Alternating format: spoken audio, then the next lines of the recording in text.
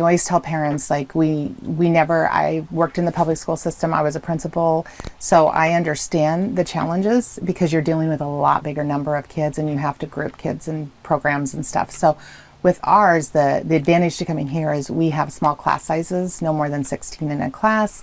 We have a 4-to-1 ratio, so there's one adult for every 4 kids in a classroom. So you have a teacher and you have paraprofessionals that are really like teachers also. And in some of our classes where the needs are higher, it's a 1-to-2 ratio or 3. And we have speech language therapy going on all the time on all the campuses. And then also our teachers are highly trained. So at the beginning of the year, they go through a full training, and it's way intense because they're not only just teaching lessons, they have to teach multi-age, they have to teach multi-levels. And then they also have to be trained in all the different curriculums, because we offer so many different curriculums, because not one curriculum works for every child.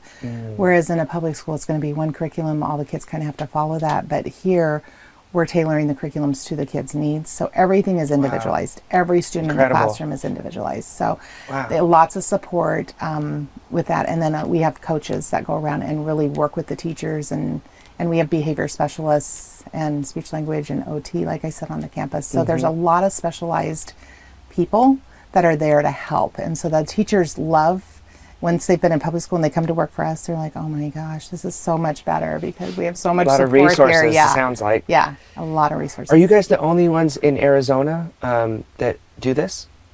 There are other schools with kids with autism, but to my knowledge today, I don't know that there's one specific for just autism like we are. There may be 1 or 2 out there right now, but when we started, we were the only one. Yeah, it's a great little niche. Yes. And in other states, do you know, is there often options like this in some other places? Or because it seems like they need to do this everywhere. You need to take it to the rest of the country and beyond. Yes. Florida, there's a higher number because they have the Empowerment Scholarship there, the ESA. So it's wherever they have the ESA, and it's different in every state. It works really well in Arizona because with the Empowerment Scholarship, and up until this year, it was just for 5 different categories: kids that were disabled, displaced, or foster kids, or military.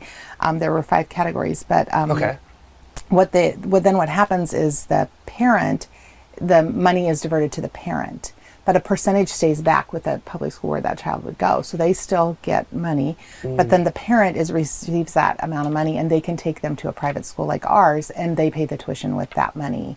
So it's diverted to the parent, to us. So that makes it really nice because they have that option. Because and we may have 1 or 2 students in our schools that are private pay, but other than that, they're all on scholarships or tuition or tax credit money. Because the only way they wouldn't be able to get that scholarship is if they're from out of state and they just move here. Because you have to be an Arizona resident, and your child has to have been in a public school for a certain number of days in order to qualify for the scholarship. Wow. So if you're a parent, look into the Empowerment Grant.